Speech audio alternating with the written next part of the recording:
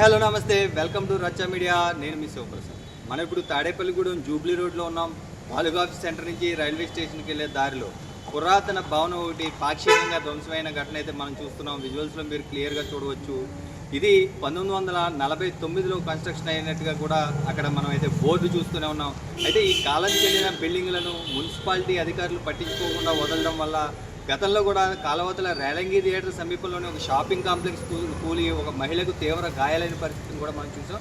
అయితే ఇదే విధంగా మున్సిపాలిటీకి సంబంధించిన కొన్ని షాపులు కూడా షాపింగ్ కాంప్లెక్స్లు కూడా ఇటీవల ఏదైతే టూ టౌన్లోని అన్నా క్యాంటీన్ వెనుకాల ఉన్న కొన్ని షాపులను కూడా అక్కడ శిథిలం అవడం గమనించిన మున్సిపల్ అధికారులు కూడా వాటికి నోటీసులు జారీ చేయడం.